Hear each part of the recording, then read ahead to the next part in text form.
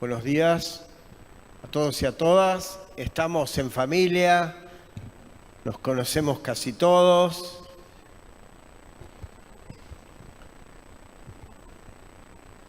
Vamos a esperar que nuestras dos últimas participantes ahí se sienten avergonzadas un poquito. Gracias, buenos días. En esta mesa vamos a hablar de pensamiento latinoamericano en ciencia, tecnología y desarrollo. Y hablar de ello es hablar de aquellos pioneros que entre las décadas del 50 y el 70 pensaron y accionaron para que la educación superior, la ciencia, la tecnología y la innovación, aunque era una palabrita que por entonces no se nombraba mucho, estuviera ligada a las necesidades y demandas de la sociedad y la producción. Pero sobre todo también en el para qué. Y en eso funcionaba lo nacional, lo regional, lo latinoamericano.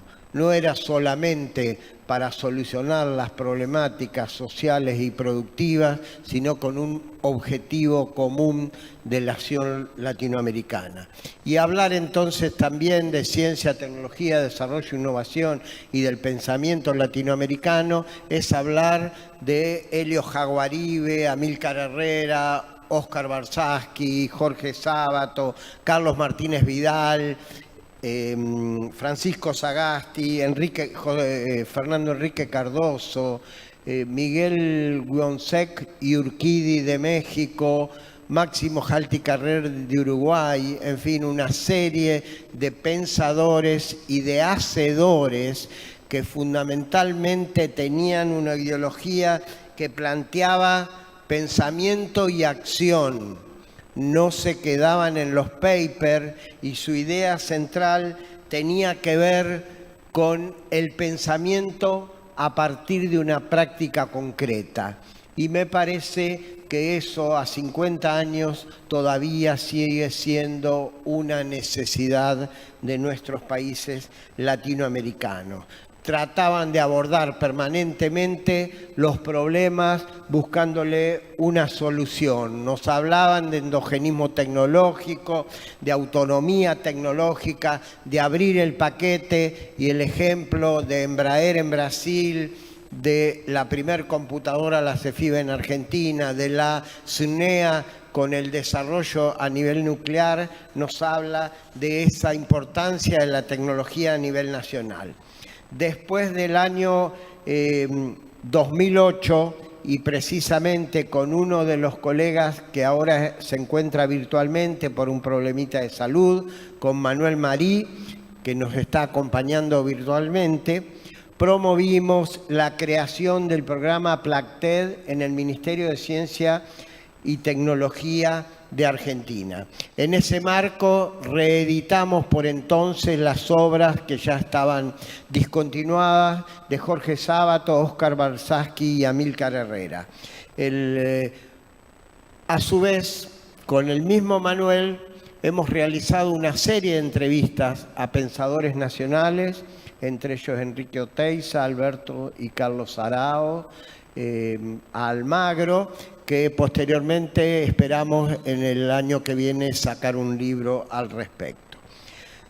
Asimismo, y con esto voy ingresando a Manuel en el tema, que va a ser nuestro próximo ponente, con Manuel y con Santiago, con los Gabrieles aquí presentes, nos integramos a la red PLACS de pensamiento latinoamericano en ciencia, tecnología y sociedad, al cual ayer se hizo una reunión en este ámbito y están cordialmente invitados a integrarse también todos los presentes. Quiero entonces presentar a nuestro primer panelista, nuestro primer amigo, compañero y hermano de la vida, que es español por nacimiento, peruano por adopción, argentino por residencia y latinoamericano por convicción. Manuel es un licenciado en filosofía, en teología, en sociología, en economía, de la Universidad de Lovaina, ha hecho estudios en Argentina sobre ciencia y tecnología, trabajó en el Ministerio de Ciencia y Tecnología, trabajó en la OEA en Washington, apoyando a los gobiernos de nuestra región para conseguir recursos en los 70, ha apoyado la creación de Altec desde siempre y ha escrito múltiples artículos. En el 2008 presentó su libro y publicó Historia de la Política Científico-Tecnológica y la Prospectiva en Argentina, y es un amigo querido, querible y entranable. Te escuchamos, Manuel.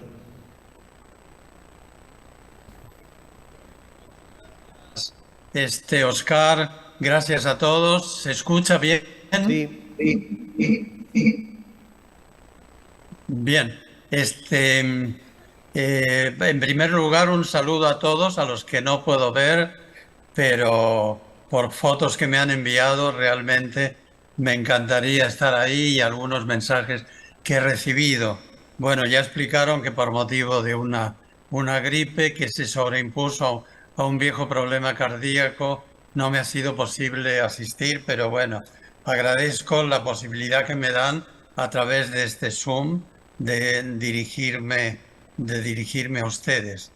Bien, yo no sé si yo envié una transparencia que no sé si está posible, pero ahí está. Es lo que quiero hablar muy brevemente sobre un poco la presentación y la definición tan clara que hizo Oscar sobre lo que es y ha sido y sigue siendo el pensamiento latinoamericano, algunas fechas clave de su desarrollo. Vamos a ir desgranándolas, empezando por 1957, que particularmente para Argentina es una fecha clave porque fue el momento en que la Comisión de Energía Atómica, en lugar de comprar un reactor nuclear experimental, como hacían todos los países a los que se les ofrecía a través del programa de Naciones Unidas Átomos para la Paz, se decidió con Jorge Sábato y su equipo de los 12 apóstoles, entre ellos el segundo gran amigo y continuador y amigo nuestro, Carlos Martínez Vidal, decidieron hacer ellos mismos, o sea que la CONEA hiciera mismo el esfuerzo de crear y desarrollar el primer reactor experimental que se hizo en América Latina. Por eso es una fecha clave. Luego vienen otras fechas que voy brevemente a mencionar como hitos de lo que ha sido este pensamiento latinoamericano, pero en particular a estas fechas les sobrevuela una gran sombra, diríamos, la pesada herencia que dejó la colonización española, es decir, la invasión española de las Américas, la destrucción de sus poblaciones originarias, que en algunos casos, como en el mundo andino y México, fue una destrucción lisa y llana, con matanzas a través de enfermedades que les habían contagiado. Y en el caso de Argentina, ese virreinato famoso que permitió la consolidación de un grupo de contrabandistas apoyados por Francia e Inglaterra, y que descartaron y mataron las reacciones para un desarrollo propio de la región, como fue con la muerte o destierro de personajes como Alberdi, Moreno, el mismo San Martín, para consolidar esa fuerza también con la destrucción de las provincias del norte, sobre todo, y la destrucción terrible en la que ahí se participó con Brasil y Uruguay, del amigo, el hermano Paraguay. Eh, esta herencia maldita de la colonización española ha sobrevolado y se ha mantenido siempre, y es lo que ha provocado y sigue provocando las crisis endémicas que sufrimos cuando se quiere instaurar un pensamiento nuevo, un pensamiento propio, autónomo, con autonomía de decisiones en tecnología y en producción. Bien, pasando entonces a las fechas clave, tenemos en primer lugar esta que ya mencioné, pero es una fecha clave para Argentina, para la Comisión de Energía Atómica, pero ya antes había habido un gran movimiento, bueno, en Brasil, con la creación de Embraer, la empresa aeronáutica, obra del Estado, del Instituto Aeronáutico de Brasil.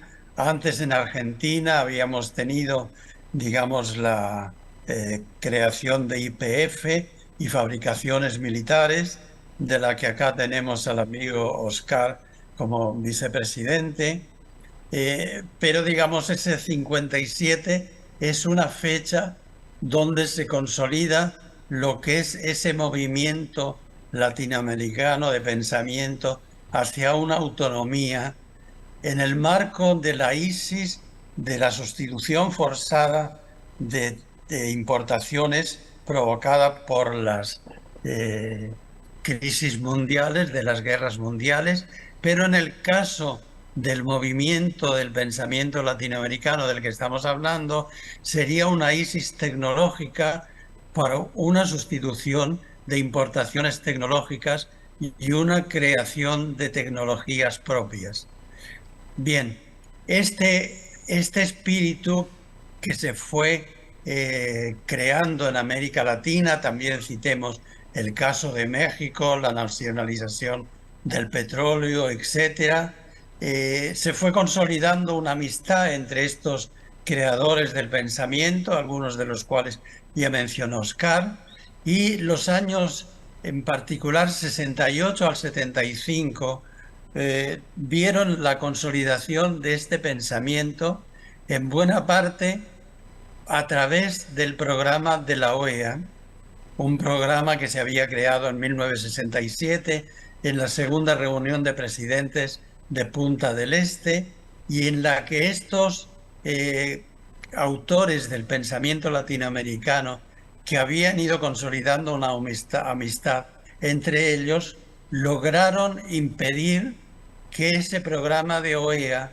siguiera las pautas que querían tanto Estados Unidos como lo que llamamos el movimiento ofertista, con el benemérito Hussey a la cabeza, que querían crear un programa en la que los estadounidenses vinieran a enseñarnos a nosotros qué es lo que había que hacer.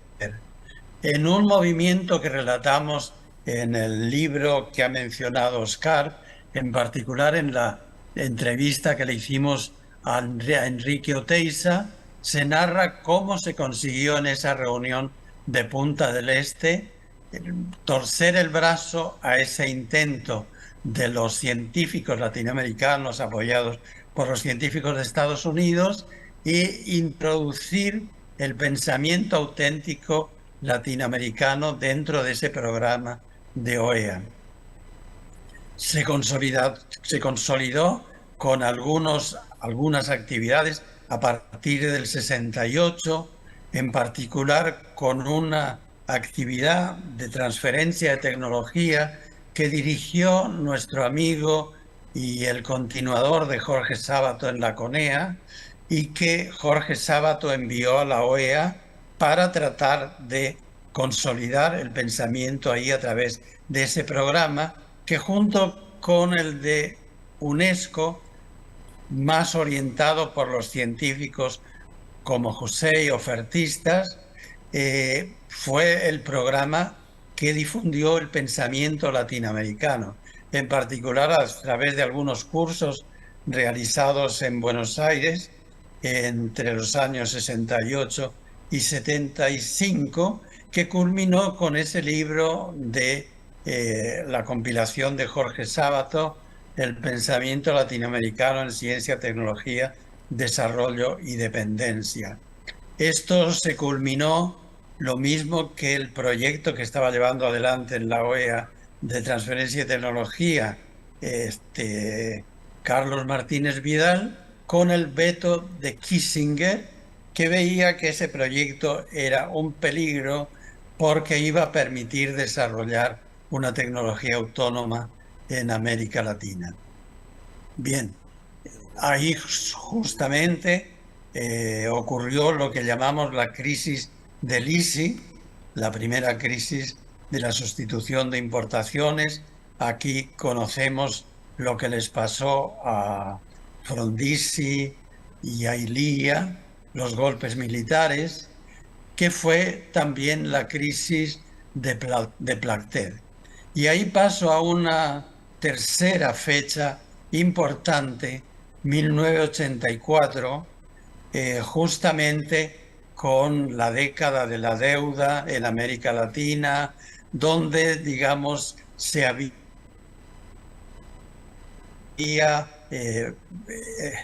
había impedido la consolidación del pensamiento latinoamericano, muchos de cuyos autores, como Amílcar Herrera, tuvo que emigrar a Campinas, en Brasil, pero poco a poco empezó la resistencia.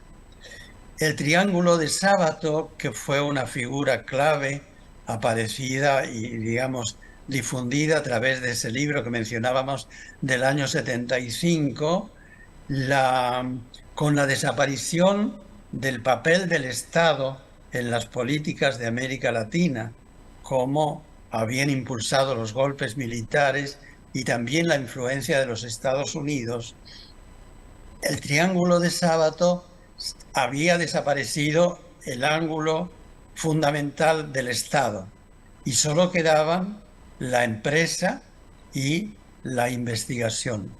Es así como apareció una resistencia a través de Altec. Estos amigos beneméritos como Weisblut, Markovich, Arauz en Argentina, los amigos de la USP en Brasil, de la Universidad de Sao Paulo, consolidaron este esfuerzo donde a la falta de un apoyo del Estado, que, como digo, por influencia de los Estados Unidos y también por el dominio del pensamiento retrógrada de los partidos militares y que ya se había consolidado, había quedado el triángulo, digamos, sin su ángulo fundamental. Entonces se sobrevivió con una resistencia uniendo la industria con los centros de investigación y desarrollo. Hasta que poco a poco, con el fracaso, bueno, en los años 90, con el golpe terrible que significó, digamos, la caída merecida por lo demás del Imperio Soviético y lo que parecía la consolidación del fin de la historia, sin embargo, con gran apoyo de la gente de Altec, que siguieron reuniéndose meritoriamente, comenzó a difundirse de nuevo la importancia de un pensamiento como el que había sido Plagtet. Fue un poco en esos años, sobre todo en 1997, la resurrección de Plagtet. Yo recuerdo que en ese año yo dejé la OEA y vine a la Argentina a unirme casi por 20 años al Ministerio de Ciencia y Tecnología.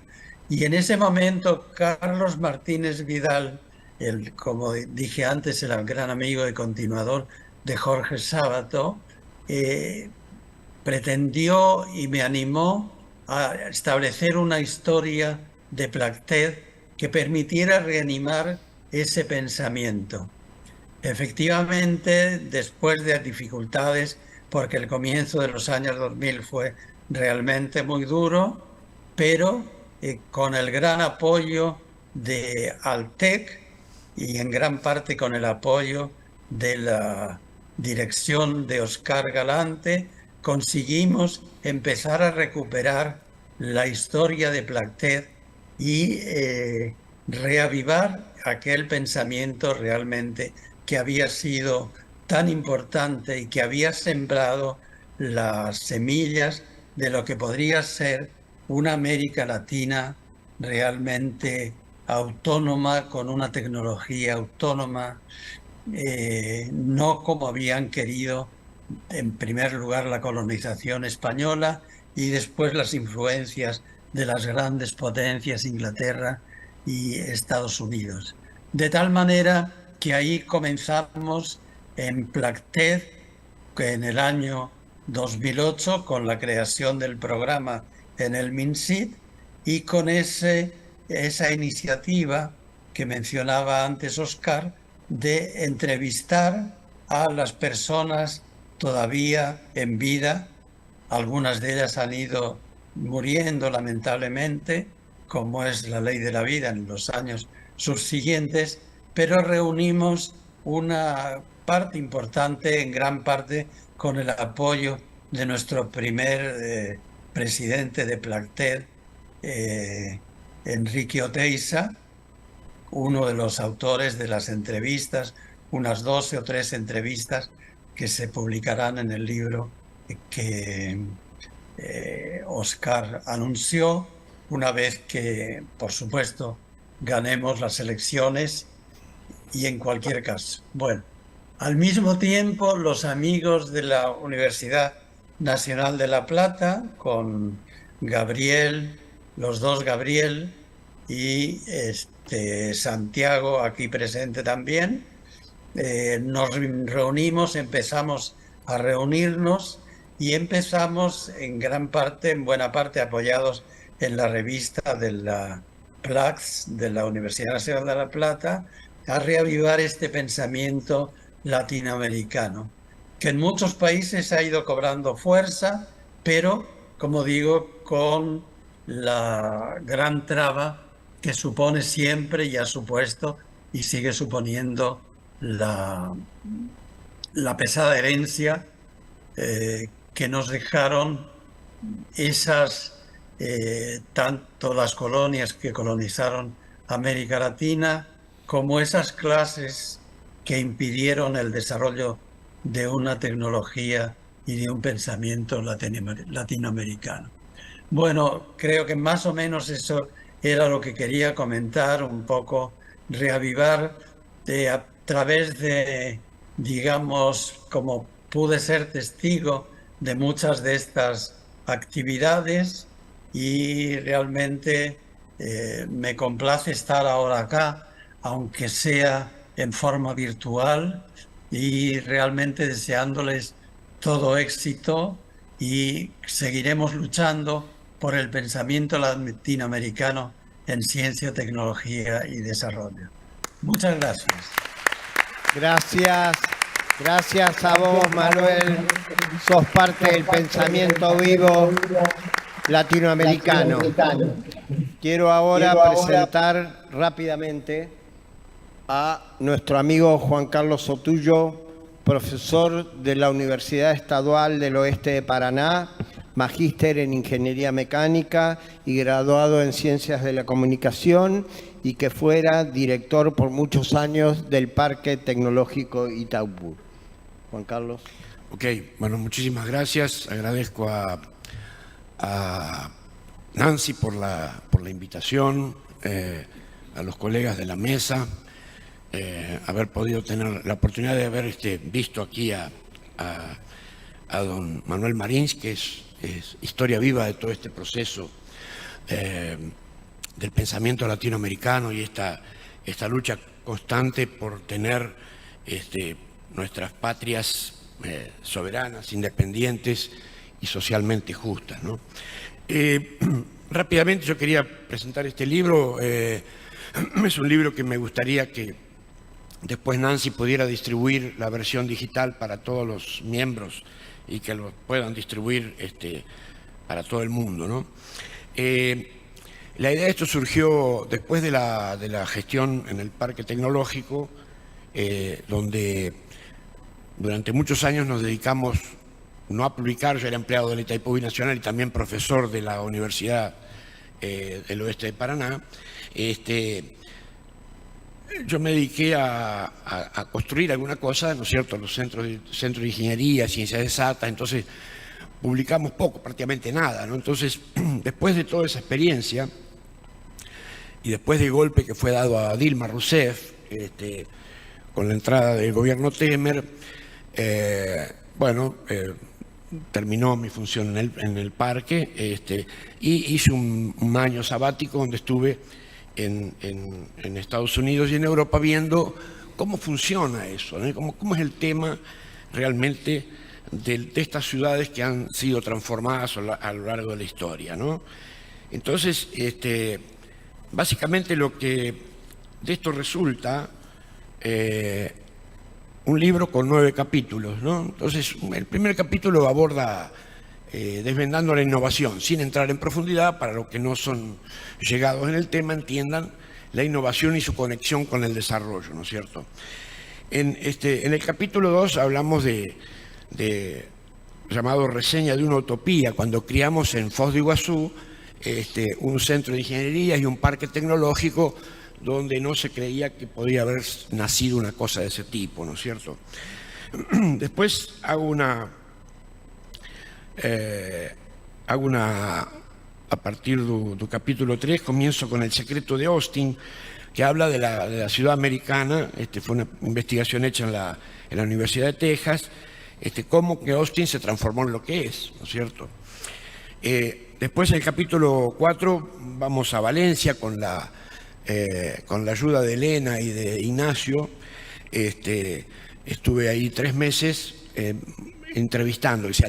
Al todo, en el libro son más de 115 entrevistas realizadas con personas ligadas a la innovación, ¿no es cierto? Hay un tema que los sistemas de innovación, los ecosistemas de innovación, de hecho no existen, ¿eh? Son modelos que algún teórico crió, elaboró, diseñó y se estudia mal. A veces la gente que está dentro haciendo innovación no sabe que está dentro de un sistema. Es decir, ellos se relacionan normalmente, la empresa con la universidad, con los financiadores, en fin. Entonces, lo que yo pasé a hacer, en vez de estudiar un sistema o diseñar un sistema de cada una de estas ciudades, porque sistemas hay muchos, cada observador de este fenómeno cría sus relaciones y sus modelos, ¿no? Entonces, no hay un modelo único, sea de sistema o de ecosistema o de lo que se quiera llamar. Después vamos a Italia, en Trento, y vemos ahí el proceso, lo llamé aquí el capítulo Los sueños de Bruno Kessler, que era un político de la socialdemocracia, de la democracia cristiana, que pensó en desarrollar una región, ¿no?, que era de gente muy pobre. O sea, siempre en cada uno de estos lugares hay la figura de algún líder que tentó impulsionar este fenómeno de transformación, ¿cierto? En el capítulo 6 vamos a Manchester, y lo llamé a este capítulo La reinvención de Manchester, porque, digamos, pasaron una serie de procesos de falta de industria o transferencia de industria para Asia, especialmente para China, con un esvaciamiento y mucha gente desempleada y mucha gente viviendo en condiciones de calle, ¿no?, en Manchester. Entonces, cómo ellos se reinventaron a partir de grandes planos de desarrollo territorial. Después, en el capítulo 7, abordamos, lo llamé de No hay milagro en Karlsruhe, en una ciudad alemana, haciendo referencia a que no hubo milagro alemán, ¿no? Es decir, aquí hubo, claro, una fuerte colocación de recursos de los americanos, en fin, ese enfrentamiento con la Unión Soviética, pero hubo fundamentalmente un pueblo que, haber pasado de víctimas y de culpables, digamos, una situación de posguerra desastrosa, cómo consiguen rearmar cada una de sus ciudades. Y Karlsruhe es un ejemplo. Estuve en un instituto Fraunhofer, también explicando cómo fue todo ese proceso histórico, lo que ellos pasaron y cómo se reconstruyeron, ¿no es cierto? Y sobre todo la importancia del papel del Estado, que es un tema que lo voy a abordar en último minuto, al final, el papel del Estado que aquí en Latinoamérica nos quieren hacer prescindir siempre, ¿no? Después el capítulo 8 habla sobre las nuevas naves de Nantes, o sea, cómo también una región que era fundamentalmente naviera, se transforma a partir del desmonte industrial que toda Europa sufrió y que también América Latina sufrió, ¿no es cierto?, con la migración de las industrias para Asia, especialmente para China. Y en el capítulo 9, que es el último capítulo, que lo llamo ¿quién dice que todo está perdido? ¿No? ¿Quién dijo que todo está perdido? Una alusión a la música de un rockero argentino, colocando aquí un poco de esperanza sobre ese futuro, ¿no es cierto? Porque si no es una de lágrimas que no acaba más, ¿no es cierto? Entonces, como somos optimistas por naturaleza, se hace una serie de proposiciones de cómo encarar esta situación, ¿no es cierto?, que va muy alineada con este tema del pensamiento latinoamericano, de qué forma nos avanzamos, de qué forma continuamos a pesar de todos los pesares. Evidentemente quería destacar aquí los retrocesos que pueden significar muchos años de esfuerzo, ¿no? Entonces voy a citar el caso de Brasil. Los 4 años de Bolsonaro significaron un retroceso, que no es un retroceso de 4, es un retroceso de 8, de 12 años en términos de el desmonte de la educación, de la ciencia, de la tecnología, de los grupos de investigación. Este es un tema que está, digamos, muy peligrando en la República Argentina, ¿no es cierto?, de que tengamos gente que quiera acabar con estos procesos, ¿no es cierto? Entonces es un tema de alerta para lo que se viene. También en el capítulo 9 presento una síntesis de las lecciones que fueron aprendidas, ¿no es cierto? Cómo conocer otras realidades nos hace pensar un poco en las nuestras, sin intentar transferir o imitar o copiar modelos, digamos, cada situación es una situación.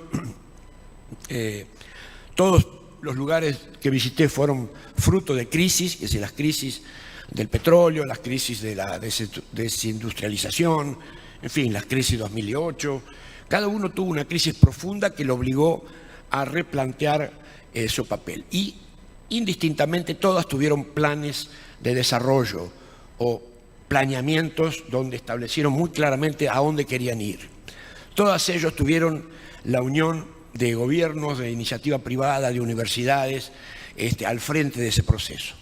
En todos lugares ocurre exactamente lo mismo. Son planes de medio a largo plazo, y aquí una cuestión importante. Ninguno de los países prescinde del Estado, ni Estados Unidos, el país más liberal no es liberal para atender su desarrollo de educación, ciencia y tecnología. Entonces, el único instituto que recibe inversión privada es el MIT con 15%, es el recordista. Entonces, es un mito de que la iniciativa privada es la que banca la investigación. No se banca, la iniciativa privada no banca la investigación porque no le cierra los números. Claro, algunas grandes empresas de estas nuevas sí puede bancar, pero la mayoría de las cuestiones, como dijo una colega el otro día, esto fue hecho por investigación militar en la época con recursos del Estado. Entonces, no se prescinde de recursos del Estado en ningún lugar. Ni en España, digamos, que es la que más sufre los altibajos. Otra cuestión importante, independiente del gobierno de turno, las políticas públicas continúan. Alguien aquí mencionó que si hay una ley independiente del gobierno, no, que las leyes se crían y se destruyen. Entonces nosotros tenemos que tener el mantenimiento de una línea. Y en Europa y Estados Unidos, independiente entonces de los gobiernos, son políticas de Estado que se mantienen. Entonces los recursos de las agencias americanas de defensa, de salud, de alimentos, en fin, Cada una hace los aportes para la investigación. La misma cosa en Francia, la participación de los gobiernos locales, de las intendencias, de los gobiernos regionales, el gobierno nacional francés en los procesos de reconstrucción y desarrollo de las regiones, especialmente esta región de Nantes, es impresionante. La misma cosa que Alemania. Alemania tiene 95% de sus universidades son universidades públicas. Y el financiamiento que existe en Alemania para inversión en tecnología, el modelo con sus micro y pequeñas empresas de base tecnológica, en fin. La misma cosa con Manchester, donde hay una grande competición del norte de Inglaterra con la centralidad de Londres, ¿no?, que los obliga a crear modelos de desarrollo, ¿no es cierto? Entonces la idea del libro es disponibilizarlo para que, bueno, esta experiencia que hemos hecho humildemente esté a disposición. Infelizmente no conseguimos el financiamiento, como tampoco ni para la versión en portugués, que es esta, la tuve que financiar personalmente, porque en la época de Bolsonaro es más difícil pedir dinero para comprar un arma que hacer un libro, ¿no? Pero bueno, está acá, tal vez la consigamos traducir al español y que se difunda. De cualquier forma va a estar disponible en formato PDF para quien la quiera distribuir, los profesores la distribuyan por sus alumnos y en fin. Ok, básicamente eso es lo que yo tenía para decir, que el tiempo es escaso, ¿no? Pero bueno, agradecer de nuevo la presencia de todos y estamos ahí. Gracias. Gracias, Juan Carlos.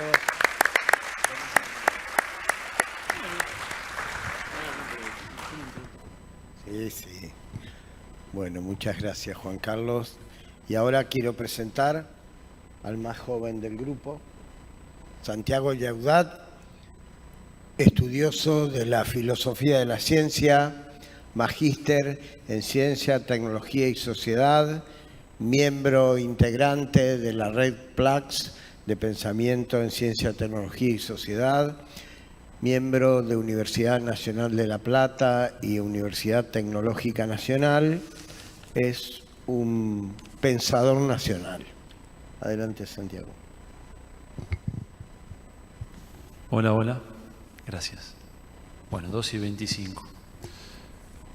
Bueno, buenos días a todos, a todas.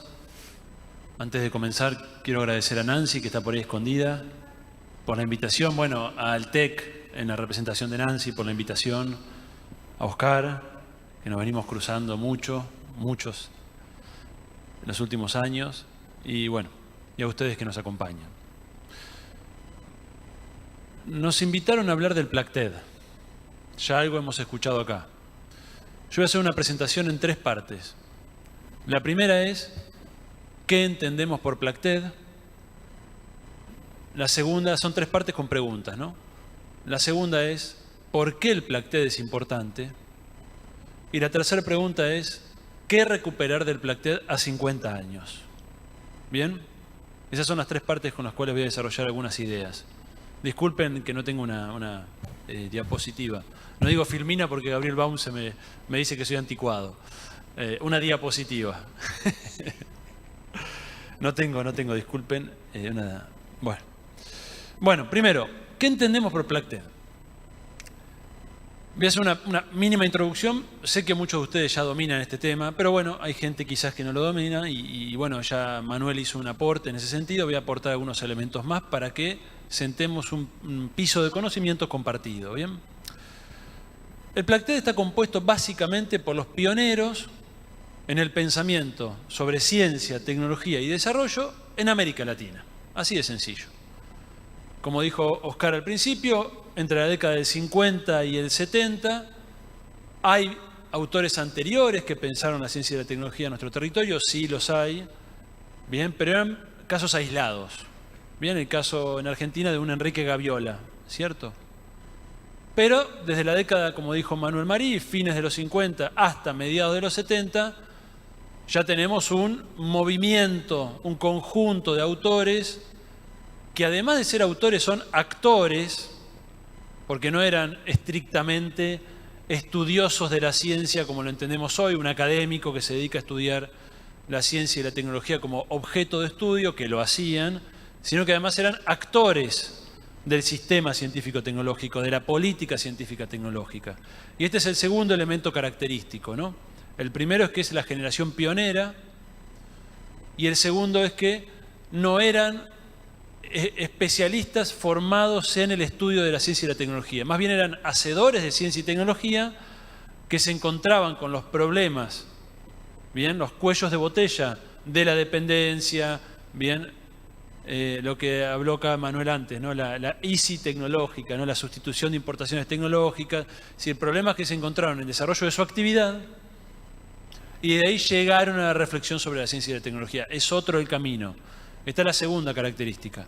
Entonces vamos a tener geólogos, ingenieros, bien, físicos, químicos, también algún economista, bien, matemáticos.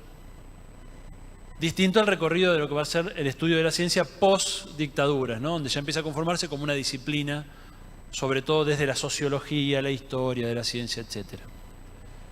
El tercer elemento característico es que no era un grupo homogéneo, no era una corriente intelectual homogénea donde todos pensaran del mismo modo. Incluso hay una discusión ahí entre los autores que se han dedicado a reponer esta historia acerca de cómo denominar a esto, si escuela, si movimiento, si corriente.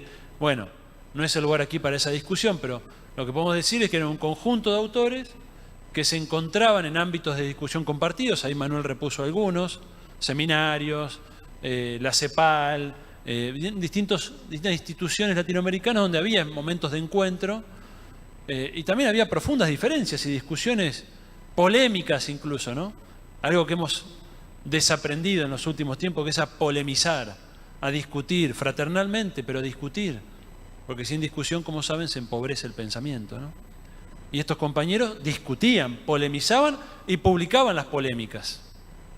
Fíjense qué interesante. Entonces, tercer elemento, no era un grupo homogéneo, era heterogéneo, si bien vamos a ver a continuación que había elementos compartidos. Por eso podemos hablar de un PLACTED, si no, no habría una sigla que nos unifique, ¿no? El cuarto elemento es el profundo rasgo latinoamericano. Bien, vamos a encontrar autores de Chile, Argentina, Brasil, Uruguay, Perú, Venezuela, Colombia, México, bien, y alguno más que se me olvida. Ecuador. Realmente fue un movimiento de alcance latinoamericano, efectivamente latinoamericano, en tiempos en que el intercambio de ideas a nivel regional no tenía las facilidades que hoy tenemos, ¿no? No teníamos el WhatsApp, no teníamos el correo electrónico, no teníamos la posibilidad de publicar en revistas digitales, de acceder a revistas, de acceder a los debates. Realmente era mucho más dificultoso, ¿no? Había que viajar, había que trasladarse, había que enviar por correo determinados escritos, ¿no? Y en ese contexto dificultoso para el intercambio, en términos de lo que vemos hoy, por supuesto, se lograron aglutinarse y lograron contagiar y generar pensamiento en este conjunto de países, ¿no? La quinta característica, que creo que es el elemento definitorio y por la cual los unificamos bajo una misma sigla, PLACTED, es que tenían rasgos compartidos. Básicamente voy a destacar dos. Uno es una mirada política sobre la ciencia y la tecnología. Después vamos a describir un poco el contexto en que esa mirada política, crítica diría yo, político-crítica, sobre la ciencia y la tecnología, que iba de la mano con una actitud militante en relación con la ciencia y la tecnología. No era una actitud expectante, de observador pasivo. Era una posición fuertemente comprometida que implicaba que sus ideas tenían un correlato en la acción. ¿Cierto? No era solo pensarla, sino hacerla. Y el segundo elemento compartido era que tenían en su base un marco interpretativo dado por la teoría de la dependencia. ¿Bien? Y como correlato de esta mirada articulada en torno a la teoría de la dependencia, que ahora voy a decir 2 palabras sobre el contexto en el que surge esto. Como correlato, el afán o la búsqueda de una autonomía nacional y regional. Es decir, el correlato de pensar, bien, a América Latina desde el marco dado por la teoría de la dependencia implicaba la asunción de la autonomía o la soberanía como horizonte necesario para el desarrollo nacional y regional. Estos 2 elementos eran compartidos. Luego había propuestas más radicales, propuestas más moderadas, pero había un espíritu en común dado por estos elementos que son los que nos permiten hablar de un Plakted. ¿Cuál fue el contexto en el que surgió el Plakted? Rápidamente. Primero, por supuesto, un contexto de radicalización política en América Latina, ¿cierto? Ustedes saben que hemos recuperado recientemente 8 horas de audio de Oscar Varsavsky. ¿Bien? Un curso entero que dio Varsavsky en Perú. Y me tomé el trabajo de escucharlos, están disponibles en la biblioteca Plakted, después cuento qué es eso. Y es muy interesante escucharlo. Para ustedes, algunos acá que pintan canas lo recordarán, pero los más jóvenes no tenemos esa posibilidad. Y escuchar a Varsavsky es hacer un viaje en el tiempo, participar de un curso que él dio en Perú. Y es muy notable cómo estaba convencido, y era un aspecto generacional, epocal, estaba convencido de que la revolución era un asunto inminente, no era motivo de discusión. Iba a ocurrir. El tema era cuándo y cómo, ¿no? Y eso, indudablemente, habla de un contexto de radicalización política, ¿no? Se creía, escúchenlo a Varsavsky, lo dice él, ¿no? Es decir, esto es imparable, todo el tercer mundo va hacia una revolución, el tema es cómo, cuándo, de qué modo, qué haremos después, se preguntaba Varsavsky, ¿no? Pero esto era el ABC, el consenso que prácticamente no se discutía, ¿no? Otro elemento de contexto va a ser las críticas que comenzaron a emerger hacia la propia ciencia y tecnología desde el propio mundo central, ¿no? La crítica hacia la actividad nuclear, la crítica ambientalista que ya aparece en aquel contexto, los movimientos críticos dentro de la propia filosofía de la ciencia. Recuerden Thomas Kuhn, La estructura de las revoluciones científicas, libro fundamental para romper una imagen lineal, determinista de la ciencia. Es decir, desde el mundo central aparece una crítica a la ciencia y la tecnología que no estaba presente en los modelos, en el modo en que se la miraba hasta entonces. Un tercer elemento contextual es el debate de desarrollo-dependencia. Elemento clave, que tiene que ver, por un lado, con el agotamiento que ya se veía de la industrialización por sustitución de importaciones y la necesidad de dar un paso más allá en la búsqueda de autonomía y soberanía. Y el Plakted entendía que tenía mucho para aportar ahí, porque esa búsqueda más allá, como ustedes lo saben, tiene que ver profundamente con la ciencia y la tecnología, ¿no? Se veían los cuellos de botella de ese modelo EASY, y ahí aparece un debate, ¿no? En los 60 fundamentalmente, entre el desarrollismo de base norteamericana, el estructuralismo cepalino, latinoamericano, y la teoría de la dependencia, que viene a marcar un poco los límites del estructuralismo y a señalar que en el concierto global, en el orden mundial, la interdependencia entre las economías centrales y periféricas produce, bien, que el desarrollo de ellos tiene un efecto perverso sobre las periferias, generando el subdesarrollo. Esta es la esencia de la teoría de la dependencia, ¿no? Es decir, que son procesos combinados y que no hay un único camino de desarrollo, que si seguimos el camino de desarrollo que ellos nos proponen, lo que hacemos es profundizar el subdesarrollo en las periferias globales, ¿no? Este es el marco dependentista que hacía referencia antes. Y por eso los autores del Plakted van a entender que es preciso una desconexión, una soberanía, una autonomía respecto a las reglas globales del juego. Y el cuarto elemento del contexto, y con esto cierro la etapa de contexto, es que producto de todos los elementos anteriores, se vivían en aquellos años, o se vivió en aquellos años, un periodo de altísima creación, creatividad intelectual y cultural. Yo siempre lo digo esto a mis alumnos, la época de oro del pensamiento crítico latinoamericano está ahí. Está ahí. En filosofía, la filosofía de la liberación. En teología, la teología de la liberación. En economía, el estructuralismo, la teoría de la dependencia. Y así en cada campo que ustedes vayan a analizar, van a encontrar las raíces del pensamiento crítico ahí. No es casualidad, por supuesto, dialoga con todo ese contexto. Pero sin ese entorno de enorme creatividad no podemos entender lo que vamos a ver a continuación, ¿no? ¿Por qué el Plactet es tan importante? Piensen en el boom literario, por ejemplo, ¿no? Lo que fue, la creatividad en juego que estuvo ahí puesta. Comparen ese boom literario con la producción literaria que tenemos hoy, ¿no? Estamos años luz. Y lo que nos pasa un poco también en materia del pensamiento es lo mismo. Y hasta en materia política diría es lo mismo, ¿no? ¿Por qué es, segunda parte, por qué el Plactet es tan importante? Acá voy a plantear 3 elementos. Primero, y tiene que ver con el elemento de creatividad que decía antes, por la creación original de instrumentos analíticos. Tuvo mucha audacia el Plactet en proponer conceptos originales para pensar la realidad nuestra, nacional, latinoamericana. Puedo hacer una enumeración incompleta. Concepto de proyecto nacional, en Varsavsky y en muchos más. El de política implícita y explícita, Amílcar Herrera. El de estilos de desarrollo, estilos tecnológicos, de Oscar Varsavsky. El de mix tecnológico y el análisis de los paquetes de tecnología de Jorge Sábato. Los estudios de innovación de Jorge Sábato. El triángulo de interacciones, que ya hemos hablado mucho en este encuentro. El criterio de verdad y criterio de importancia en Varsavsky.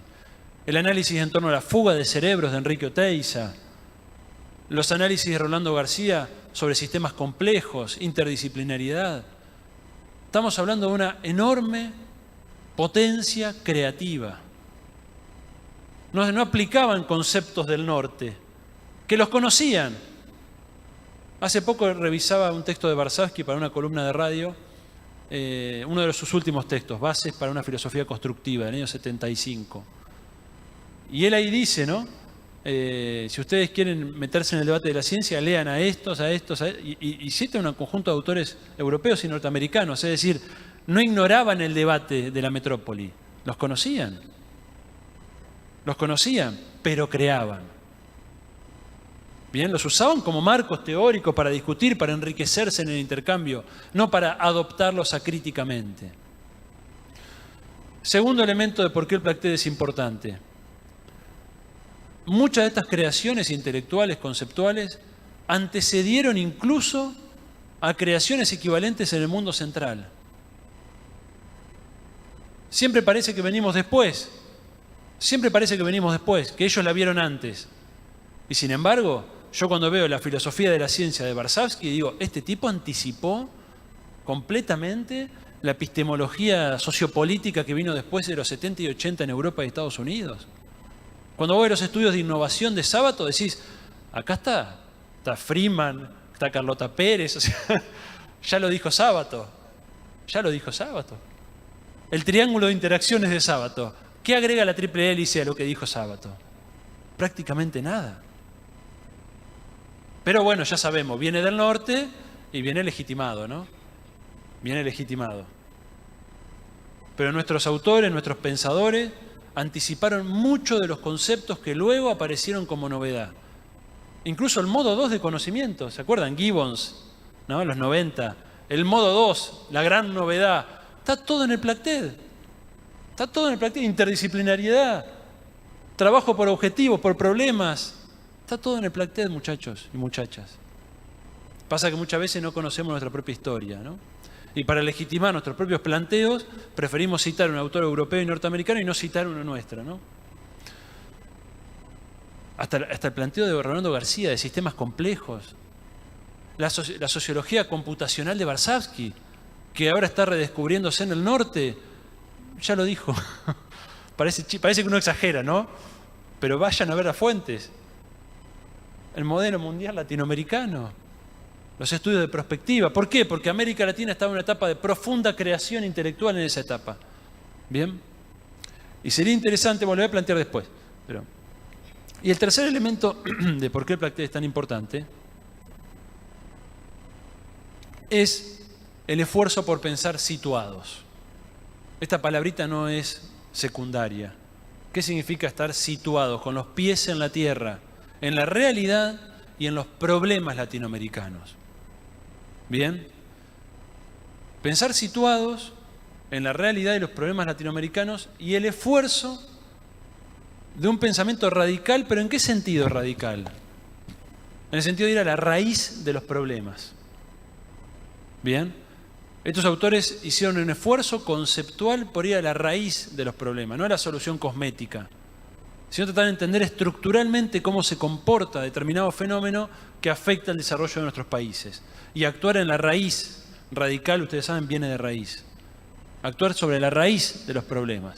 Entonces, situacionalidad y radicalidad, me parece que son dos elementos que hicieron del Plactet algo tan importante. Tercero y último, ¿qué recuperar del Plactet a 50 años? Primero,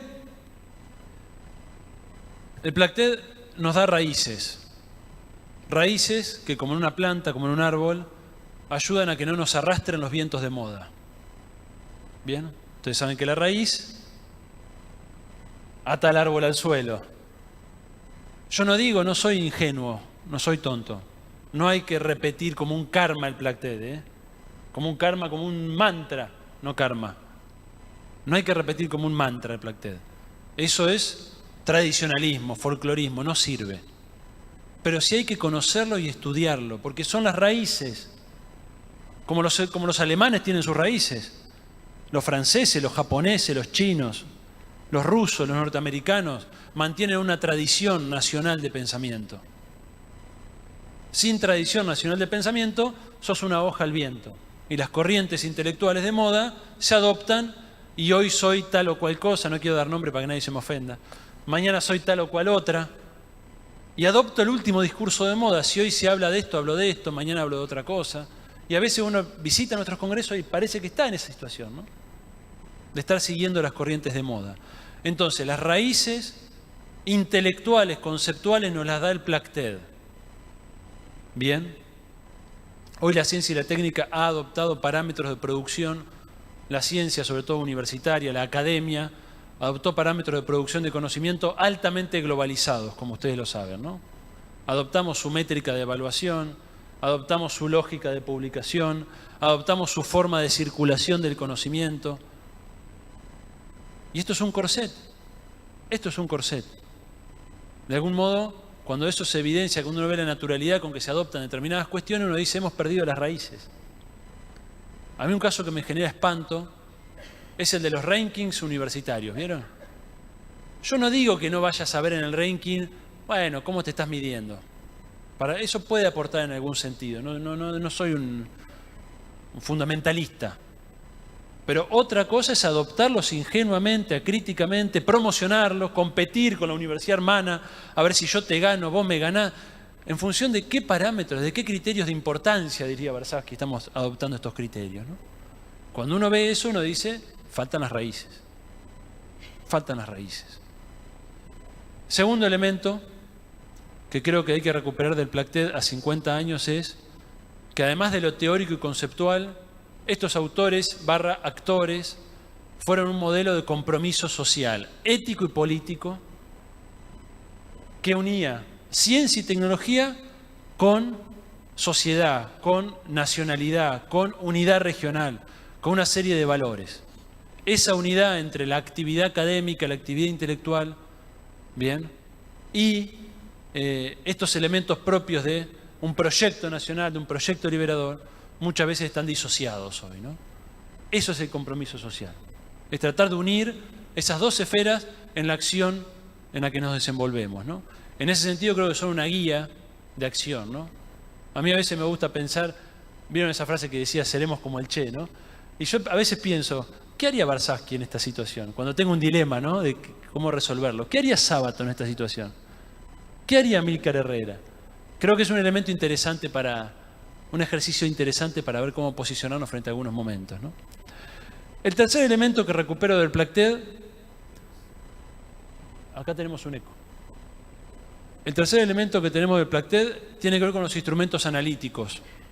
Y acá voy a decir dos cosas. Una es que gran parte de estos instrumentos analíticos están vigentes y eso per se ya nos da pauta de algo que podemos recuperar. ¿Bien? Vigentes y con posibilidad de ser enriquecidos, por supuesto, ¿no? No es solo repetir el uso que ellos hicieron de tal o cual concepto, sino además cómo yo puedo revisar este concepto a la luz de los problemas presentes. Bien. Creo además que hay todavía aportes del Plactet que no han sido explorados. Hace apenas 2 años, 3, en 2020, sacamos un artículo, perdonen la autorreferencia, que tiene que ver con los pensamientos, los aportes del Plactet a la problemática de la propiedad intelectual y las patentes. Yo hasta ese momento no había visto que haya sido recuperada esa faceta del Plactet. Y ahí encontramos aportes de Baïtsos, de Wionczek, de Varsavsky, de Sábato. Fíjense, una política que hoy es clave en la discusión, propiedad intelectual y patentes. Bueno, ¿qué decían los compañeros sobre ese tema? Y lo que vamos a encontrar es que decían cosas interesantes, ¿no? Y un segundo tema sobre el cual estamos trabajando es qué diálogos sur-sur existían ya en los 60, 70 y qué aportes del sur al norte hubo desde el Plactet. Y cuando uno empieza a explorar en ese tema ya encontramos 4 líneas. Uno va a encontrar un diálogo América Latina-África, América Latina-Asia y aportes de América Latina a la discusión europea, ¿bien? Que todavía faltan ser repuestos, ¿bien? Porque eso también da pauta de la vigencia del Plactet. ¿Qué aportes hizo el Plactet al pensamiento universal? Ya no solo latinoamericano. Por ejemplo, cómo India recoge el concepto de necesidades básicas del modelo mundial latinoamericano y luego el índice de desarrollo humano recoge el concepto de India. Entonces uno encuentra ahí que el pensamiento latinoamericano aportó un concepto hoy de alcance global. Entonces no es que solo las usinas del pensamiento del norte proponen conceptos de alcance global o universal, también lo hicimos nosotros. Entonces estamos haciendo ese trabajo, todavía preliminarmente, de identificar qué cruces hubo ahí. Por ejemplo, el enfoque de sistema mundo, es un enfoque muy importante en las ciencias sociales, Wallerstein, también recoge mucho de la teoría de la dependencia y la discusión latinoamericana. Samir Amin como un nexo entre los dos, entre el Plactet, Gunder Frank, por supuesto, entre el Plactet y el sistema mundo. Y Samir Amin haciendo encuentros en África a los cuales asistió Enrique Oteiza, por ejemplo. Entonces, reconstruir esos hilos invisibles que dan cuenta también de la vigencia bajo nuevo ropaje, lo cual es lógico, porque los conceptos, las ideas maduran, evolucionan. Entonces, cuando uno ve sistema mundo, tiene que ver también Plactet ahí. Teoría de la desconexión de Samir Amin, por supuesto, por supuesto. Y el cuarto elemento que me interesa y tiene que ver con una discusión que creo que tenemos que darnos, ya vamos a ir al intercambio, creo, es no solo los instrumentos analíticos, que algunos de hecho son frecuentes en su utilización, sino que me parece que a veces lo que hacemos es una apropiación del instrumento analítico, pero dejando fuera el marco teórico en el cual ese instrumento analítico se inscribía. ¿Qué quiero decir con esto? El debate de estos compañeros, de estos colegas, no era solamente el cómo hago la vinculación en el triángulo, el cómo hago la vinculación entre el sector productivo, universidad-estado. No era el cómo. También estaba el debate del para qué. También estaba el debate del para quiénes. Había una lectura geopolítica detrás de esta discusión. Había una comprensión del orden global en el cual América Latina debía desenvolverse. ¿Bien? Entonces también hay que recuperar del Plactet aquella discusión de desarrollo y dependencia, que es el marco teórico de la discusión. Porque si no, uno escucha, y nos pasa en estos congresos, análisis micro, pequeñas experiencias, en el mejor de los casos aparece un concepto Plactet en juego, en el mejor de los casos, pero esto desprovisto de una comprensión de cómo se está moviendo el capitalismo y cómo se está moviendo el mundo. Entonces yo puedo abonar una idea determinista en tecnología, creyendo que yo a nivel local, solo, esta ciudad, hago determinada política local y me salvo.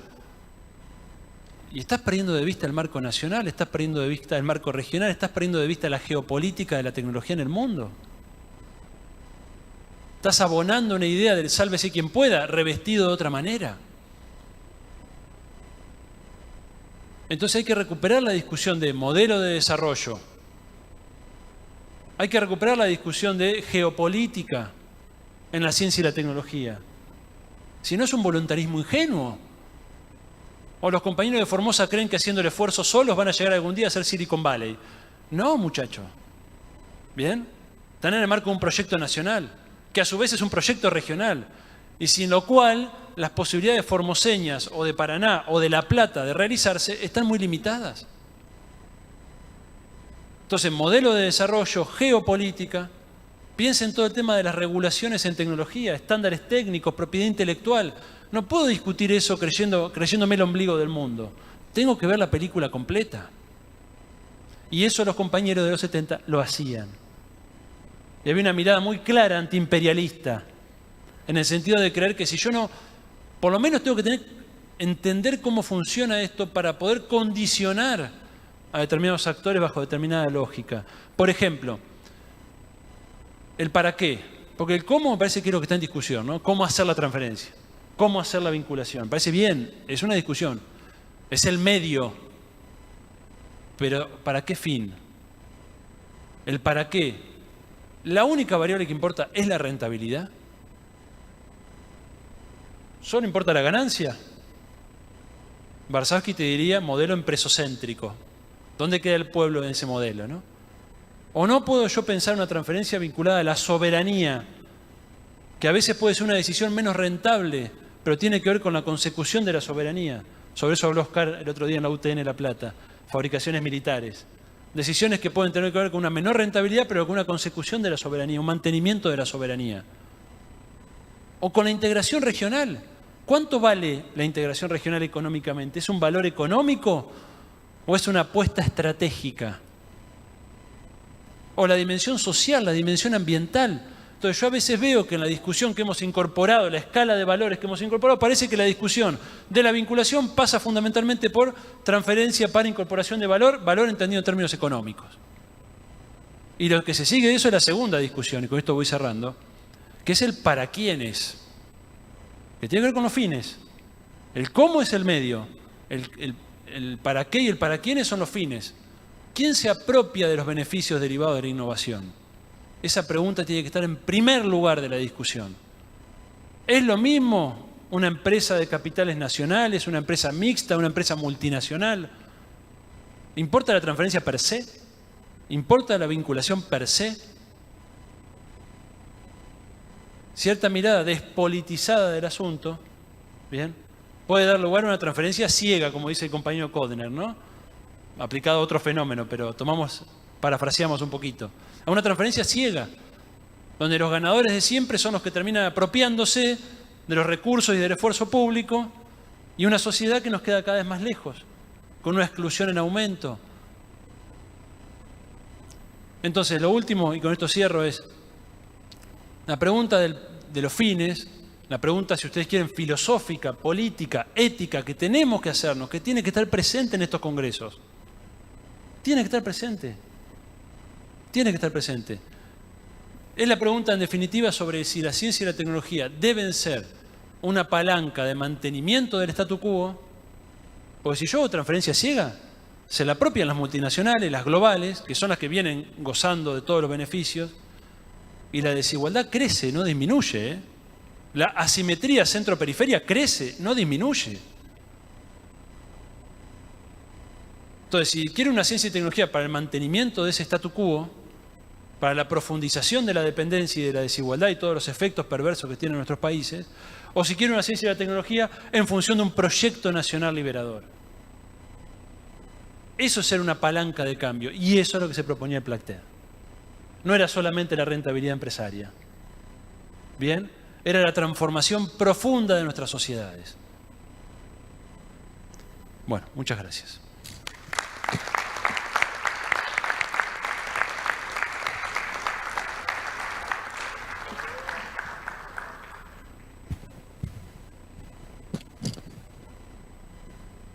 Hola, lo veo a Enrique y yo diría, y me pongo de pie, como dicen los mexicanos, porque Santiago nos acaba de plantear cuestiones claves en esto del pensamiento latinoamericano.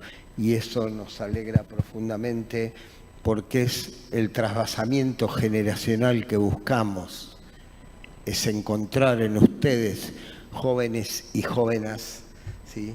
Porque hoy nos habló de ideas, de prácticas, de política, de revolución, de ética, de filosofía, de pensar situados, de contexto.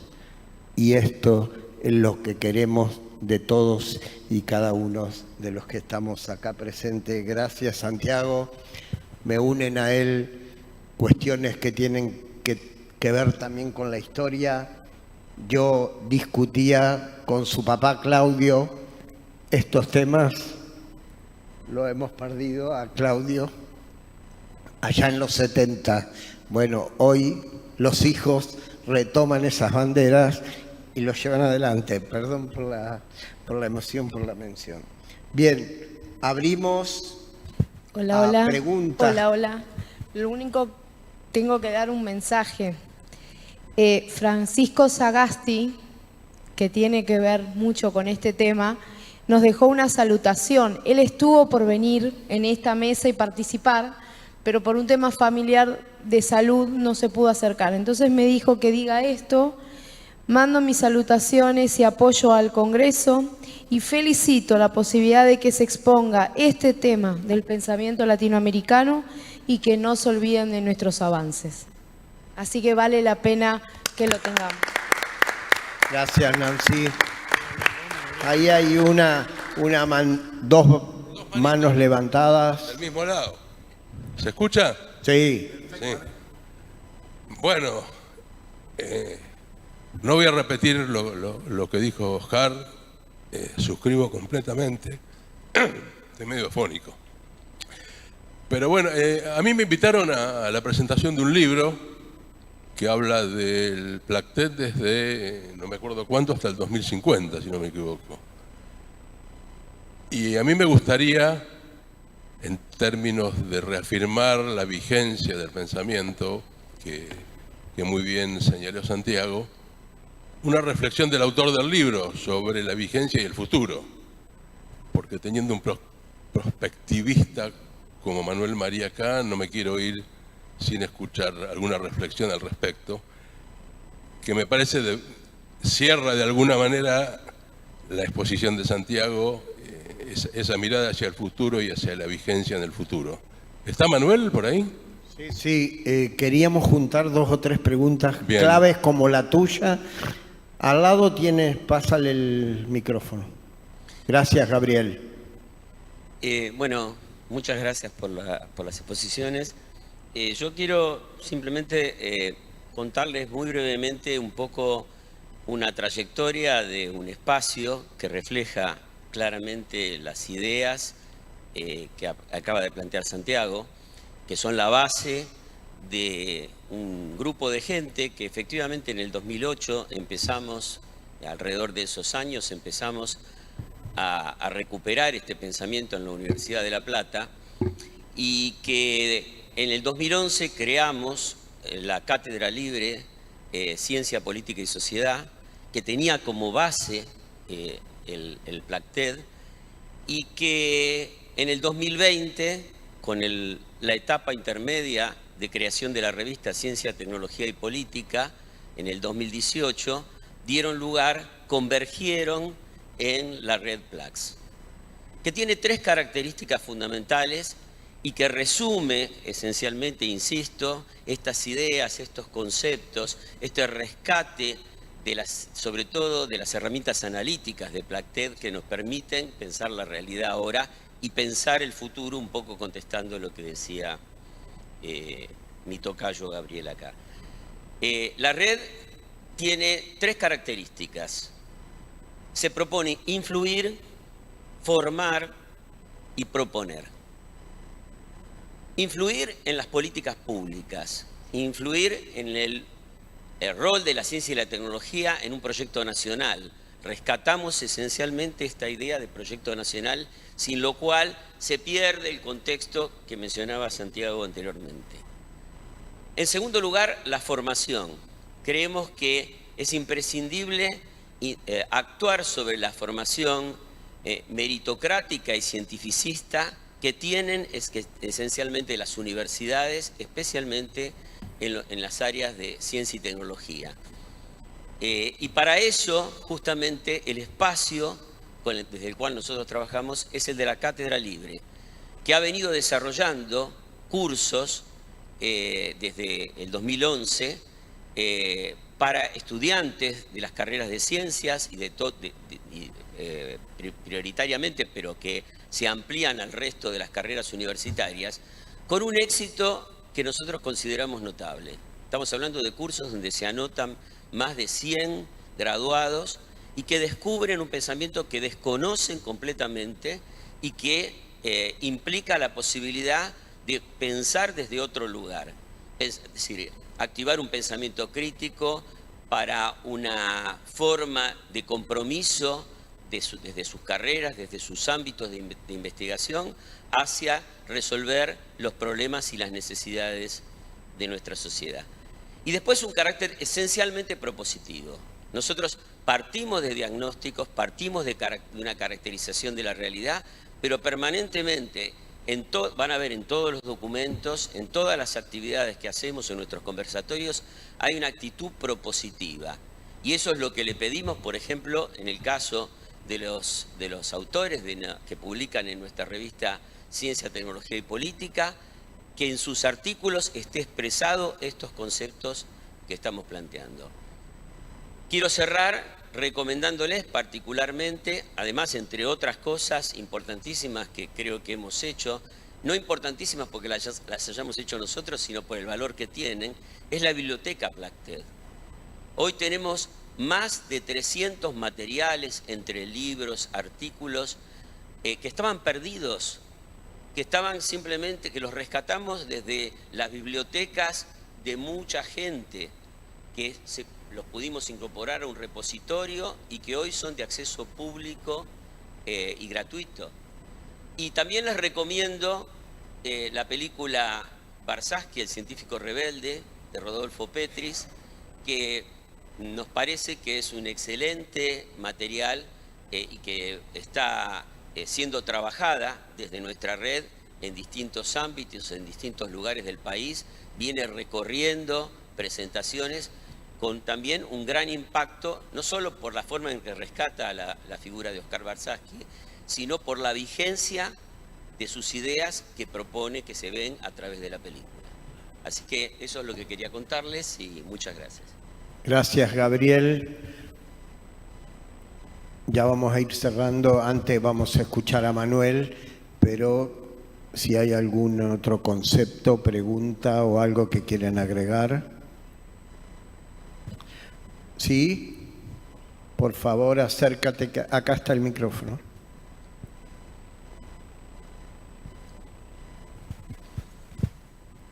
Gracias. Muchas gracias. Excelente las exposiciones, muy constructivas. Y esto es para Santiago especialmente. ¿Cómo ve hacia el futuro el tema de esta dicotomía entre libertad y seguridad en el tema del uso de las tecnologías y un gran aglutinante de estas tecnologías que son muy disruptivas, que es el poshumanismo?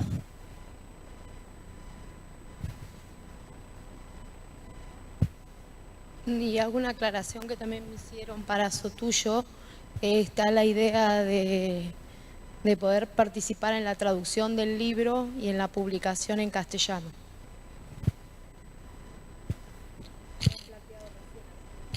Vamos por ahí. Bueno, primero le pedimos a Manuel lo que nos planteó Gabriel Baum. ¿Sí? Manuel. Bueno, supongo que se escucha bien, ¿no? Sí, Manuel, adelante.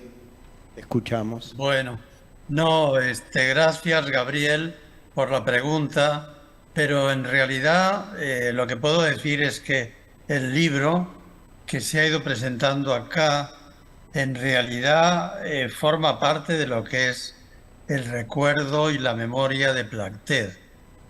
Yo en mi presentación al comienzo traté de establecer algunas fechas fundamentales del desarrollo de este pensamiento. Bueno, mi libro, después de una experiencia que comenzó al final de los años 60, cuando se consolidaba la amistad y la relación entre los amigos que ya se habían hecho amigos del pensamiento latinoamericano, con aquellos cursos inolvidables de política científica y tecnológica en el Instituto ECLA de la Universidad del Salvador de Buenos Aires, financiados por la OEA, en los que yo en el instituto tuve el gusto de participar. Ahí es donde conocimos a los grandes personajes, Jorge Sábato, Amílcar Herrera, sobre todo luego Carlos Martínez Vidal,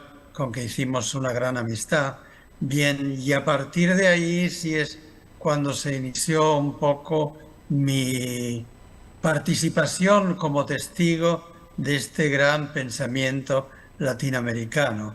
He estado acompañando los trabajos de Amílcar Herrera, sus proyectos de prospectiva, tanto el de la Bariloche, el modelo Bariloche, en sus presentaciones finales, como luego en reuniones en Campinas, en Brasil, con él y con todos los amigos y amigas que participaron en el proyecto de nuevas tecnologías, prospectiva de las nuevas tecnologías, que él dirigió también.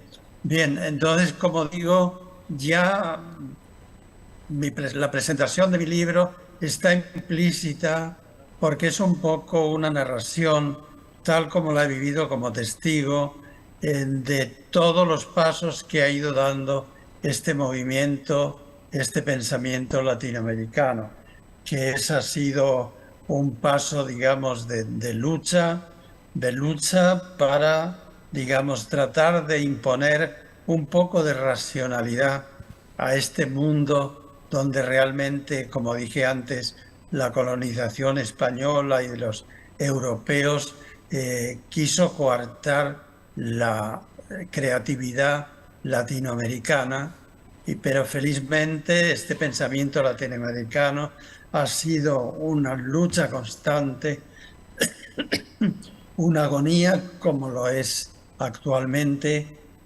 Bien, no tengo mucho más que añadir, Gabriel, te agradezco mucho la pregunta, pero realmente mi libro no ha tratado de ser más que eso, un testigo, una narración de lo que ha sido este pensamiento latinoamericano al que he tenido el privilegio de asistir y apoyar en alguna medida, y sobre todo relacionarme y de beber de estas personalidades realmente tan importantes. Menciono también a Francisco Sagasti, que me apoyó cuando mi exilio en el año 76 para ubicarme de nuevo en el Perú y en particular retomar la relación con el programa de la OEA que habían estado, digamos, difundiendo los amigos como Jorge Sábato y Carlos Martínez Vidal, con quien tuve el gusto de colaborar hasta sus últimos años. Bien, gracias. Creo que con esto respondo. Gracias, Manuel. Muchas gracias. Santiago, tienes el minuto final. Minuto final. Me preguntó por el poshumanismo y vos querés un minuto. Bueno, antes de reflexionar sobre lo que dijo el compañero allá atrás, quiero complementar una información que dio Gabriel sobre la biblioteca Plachtet. Es muy importante para esta mesa. La biblioteca Plachtet, básicamente lo que hicimos fue digitalizar libros y artículos que estaban en papel, ¿bien? Que eran incunables prácticamente porque había que encontrar quién lo tuviera en su biblioteca. Hicimos un trabajo y digitalizamos eso con reconocimiento de caracteres ópticos, o sea, ustedes pueden entrar al PDF, buscar una palabra clave y se las encuentra. Bien, todo bien prolijito, está todo disponible online. Y ahora estamos en fase de digitalizar la biblioteca de Carlos Martínez Vidal, que hoy se lo ha nombrado mucho. Y si ustedes tienen materiales, ustedes que están sentados, sobre todo la gente que pinta canas, que no estén en la biblioteca, nos lo acercan, lo digitalizamos y se los devolvemos. Porque falta mucho. Todavía, por ejemplo, es muy argentinocéntrica. Falta mucho pensamiento brasilero, mexicano, ¿bien? Venezolano, de todos los países. Bueno, perdón, y lo que quería decir era que ahora hacemos un editatón, ¿bien? Porque hay que actualizarse a los debates actuales. Y hoy la gente como consulta ya no va a la enciclopedia británica o a la hispanoamericana, sino que va a Wikipedia. Todos lo hacemos. Cuando queremos saber algo, ¿qué hacemos? Wikipedia. Bueno, Wikipedia es la fuente prácticamente primera de consulta de información. Lo que el editatón es o consiste es una edición de artículos sobre determinado tema. Este va a ser un editatón sobre el Placted. Es una coorganización entre la Red Plax, Wikipedia, Wikimedistas de La Plata y ESOCITE, que es la Asociación Latinoamericana de Estudios Sociales de la Ciencia. Hicimos una coorganización y del 2 al 9 de octubre vamos a editar en Wikipedia entradas sobre Placted, Barsaki, Sabato, todo lo que ustedes quieran. Incluso Altec puede tener su artículo en Wikipedia. Nancy Pérez puede tener su artículo en Wikipedia. Igual te digo que no es la única fuente. No, ya sé que no es la única. Es la primera que uno por ahí, ¿no? Justo a mí me vas a decir eso.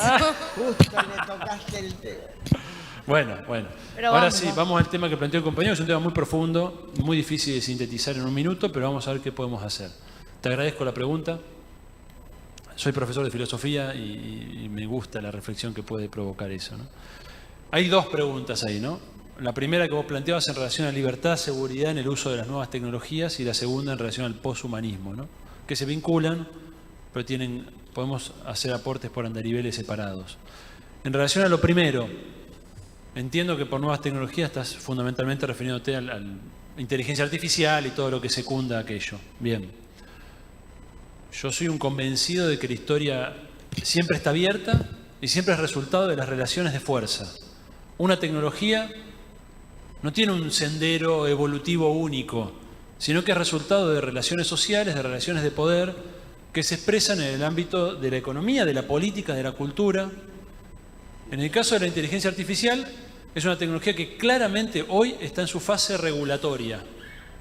¿Bien? Ahí uno ve distintos organismos internacionales que están tratando de intervenir en regular una tecnología emergente.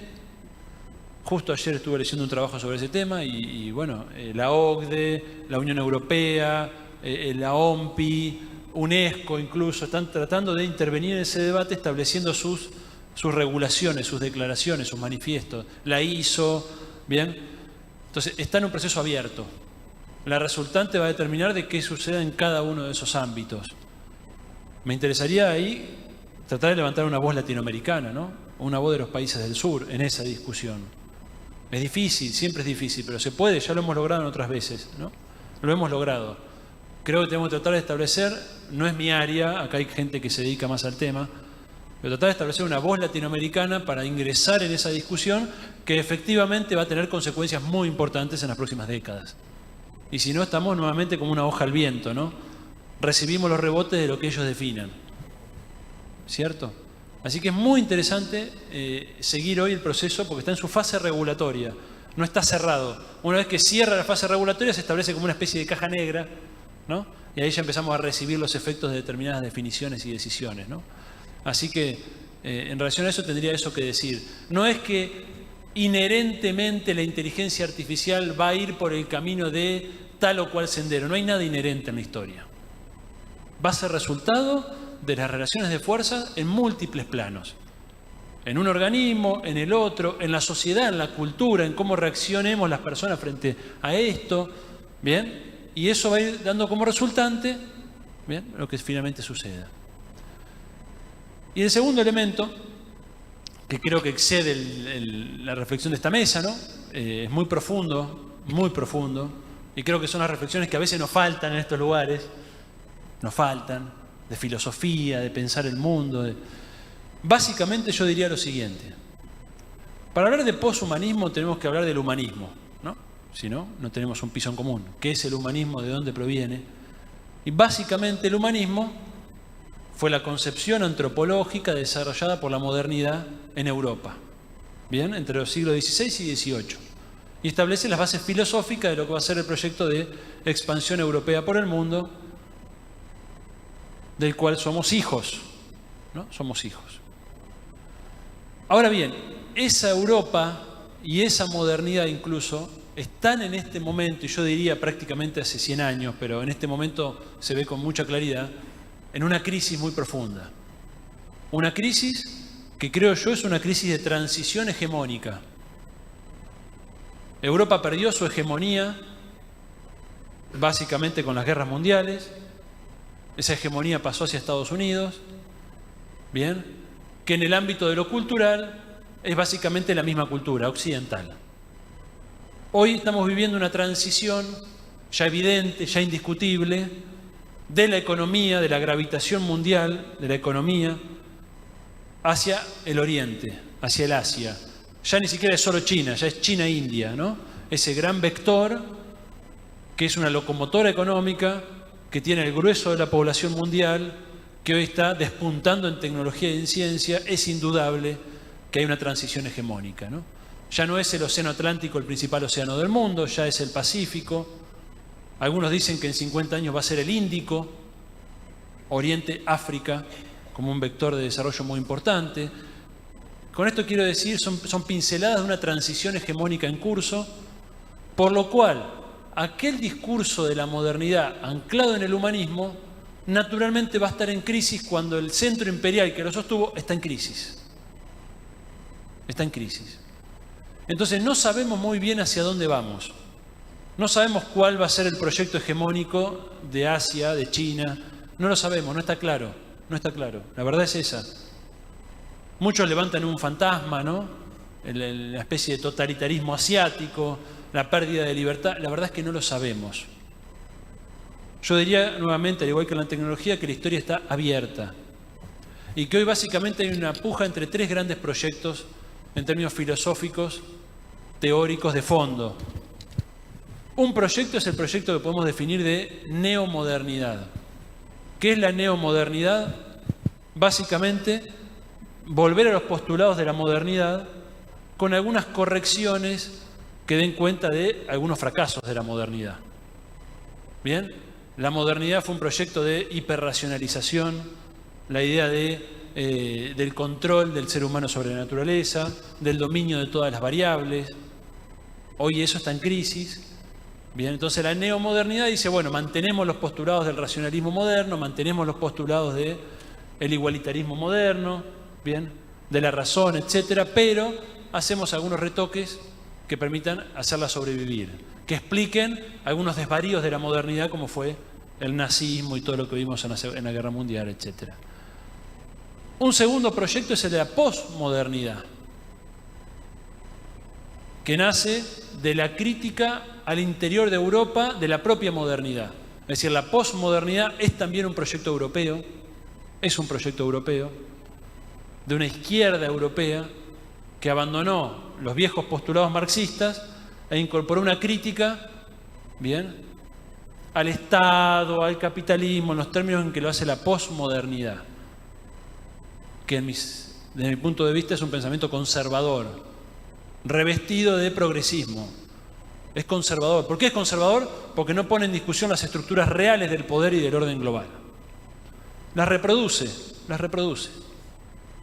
Y conduce a un individualismo exacerbado, a un esteticismo, donde lo que importa es, ¿no?, la estética y ya no la ética, donde lo que importa es la libertad del individuo. Bien. Y se critica el capitalismo en abstracto, nunca se le pone nombre y apellido, nunca. Entonces uno lee a esos autores y que lamentablemente, producto de nuestro colonialismo, son muy reproducidos acá, muy reproducidos y conducen por malos caminos. Y el tercer elemento, el tercer proyecto, es el proyecto que levanta la filosofía de la liberación, que levanta el pensamiento latinoamericano, que levanta la teología de la liberación, la teología latinoamericana, que es el proyecto de la transmodernidad. Plantea Enrique Dussel, entre tantos otros. del Papa Francisco, incluso uno lo puede ubicar ahí, desde otras coordenadas, desde la teología del pueblo, ¿no? ¿Qué es la transmodernidad? Es efectivamente una crítica a la modernidad, porque aquel humanismo moderno nos dejaba afuera, no se olviden, nosotros no éramos suficientemente humanos para ese humanismo. Lo dice Sartre en aquel prólogo a Los Condenados de la Tierra de Frantz Fanon. Sartre dice, los humanos, ese club tan cerrado, fíjense qué interesante, ¿no? Los humanos, ese club tan cerrado, dice Sartre, era un club para pocos el humanismo moderno, nos dejaba afuera, nos dejaba afuera. Entonces la transmodernidad critica la modernidad, critica el aspecto irracional, violento, colonizador de la modernidad, el mito del crecimiento ilimitado, la destrucción de la naturaleza, la critica, pero no la abandona, porque efectivamente la modernidad representa avances indudables para la humanidad. La explicación racional de los fenómenos de la naturaleza. Yo no quiero abandonar eso, no sé ustedes, pero yo no quiero abandonar eso. Tenemos que ir cerrando. Ya cierro, perdón. Esa que me tocó el tema del humanismo. Entonces, critica la modernidad, recupera aquellos elementos que hay que reivindicar de la modernidad, las banderas de la libertad, las banderas de la igualdad, de la fraternidad, hay que recuperarlas. Y recupera incluso, y esto es lo novedoso, elementos de la premodernidad. Por ejemplo, ¿qué tienen para enseñarnos los pueblos indígenas? Las culturas de Oriente, de África, anteriores a la expansión de la modernidad.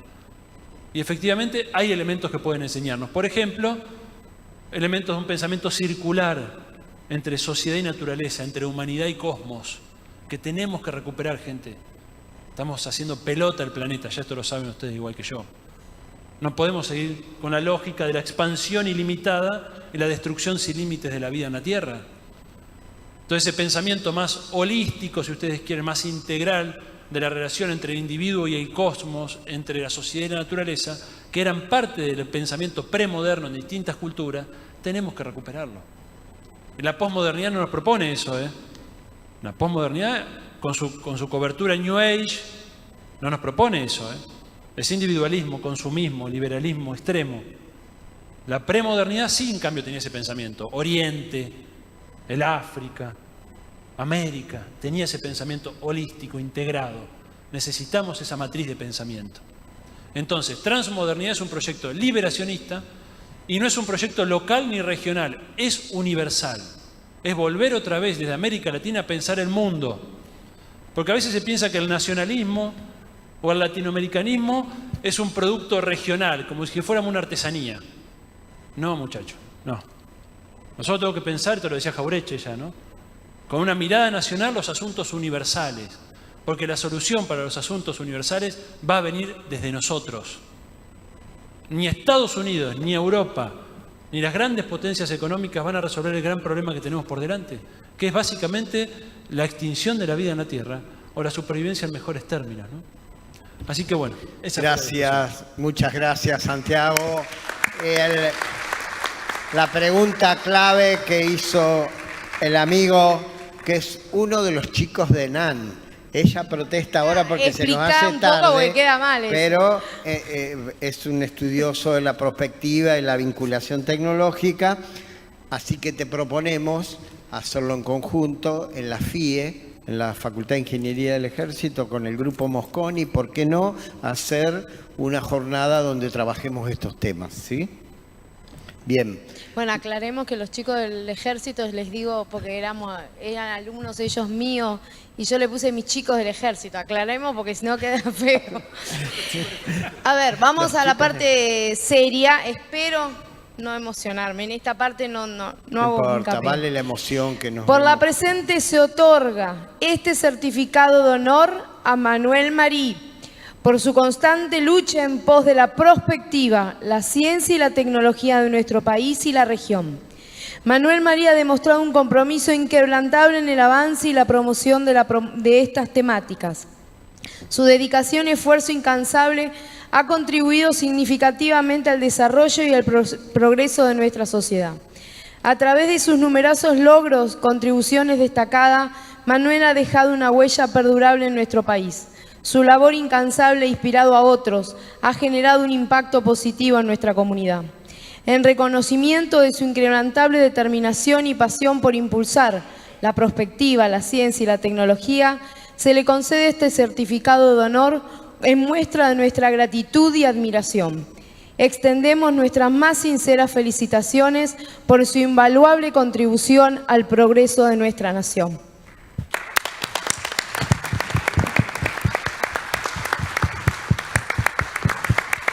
Ócalo a Marín.